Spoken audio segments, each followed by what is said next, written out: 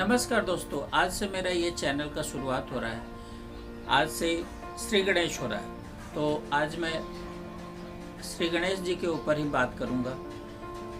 आखिर किसी भी काम को करने से पहले हम गणेश जी की ही पूजा क्यों करते हैं? दोस्तों, आजकल भी वही बात है कि किसकी पूजा पहले की जाए, किसकी बात पहले माना जाए, तो इसके लिए कंपटीशन होता है। वैसे ही पहले ज़माने में भी भगवान के समय भी सारे देवताओं मिलकर के ये प्रस्ताव रखे कि सबसे पहले किसकी पूजा की जाए। तो लोग एक जगह इकट्ठा हुए, सब अपने अपने सवारी से, कोई सिंह पर था, कोई गरुड़ पर था, कोई चूहा का सवारी पर था, कोई घोड़े के सवारी पर था, कोई मोर के सवारी पर, सारे इकट्ठे हुए और आपस में चर्चा होने लगी किस बात से हम यह माने कि वो आदमी प्रथम पूज्य होगा। तो सब लोगों ने एक प्रस्ताव रखा कि क्यों ना हम पूरे ब्रह्मांड का 7 चक्कर लगाएं। 7 चक्कर लगाने के बाद जो पहले यहाँ पहुँच जाएगा स्टार्टिंग पॉइंट पर, तो उसी को प्रथम पूज्य माना जाएगा। सब लोग एग्री हो गए। वो लोग सब लोग अपनी अपनी सवारी से, कोई हंस से जा रहा है, कोई शेर से जा रहा है, कोई कौवे से जा रहा है, कोई अलग अलग सवारियां, हर भगवान की अलग अलग सवारियां हैं। तो सब लोग अपने अपने सवारी से चले गए, लेकिन बेचारे श्री गणेश जी के पास तो चूहा सवारी था।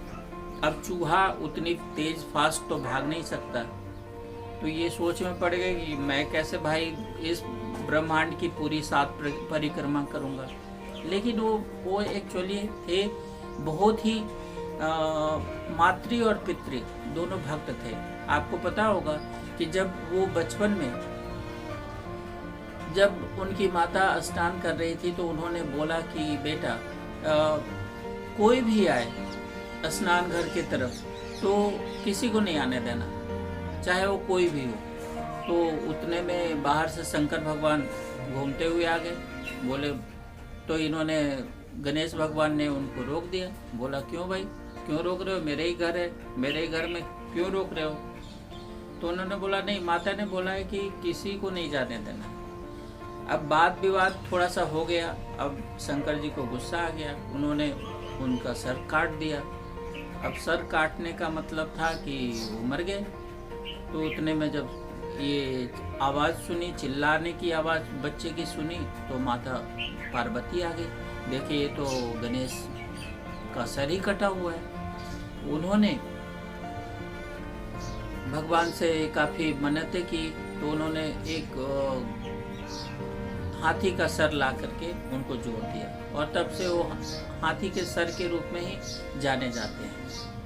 तो इतने बड़े मातृभक्त पितृभक्त थे, तो उन्होंने सोचा क्यों नहीं माता और पिता, बोलते हैं शास्त्रों में कि माता और पिता ये पूरा ब्रह्मांड है।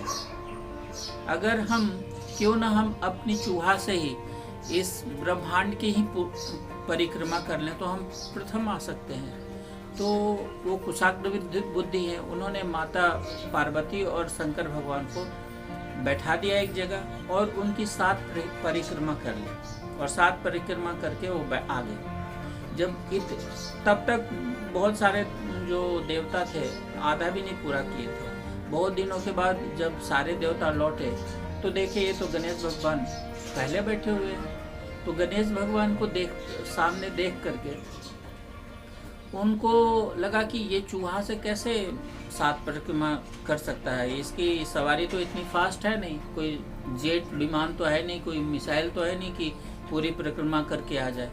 तो उन्होंने बोला, क्वेश्चन उठाया कि भाई तुम कैसे पहले पहुंच गए? तो इसका मतलब कि तुमने कुछ जरूर चीटिंग किया है। तो गणेश भगवान ने का जो पिताजी थे महादेव जी, उन्होंने बोला नहीं, इसने परिक्रमा 7 परिक्रमा करके पहले आ गया है। जब चर्चा चली तो उन्होंने, पता चला उन लोगों को कि माता पिता का ये इन्होंने 7 परिक्रमा की, एक परिक्रमा एक ब्रह्मांड के बराबर है, और ऐसे करके उन्होंने 7 परिक्रमाएं की।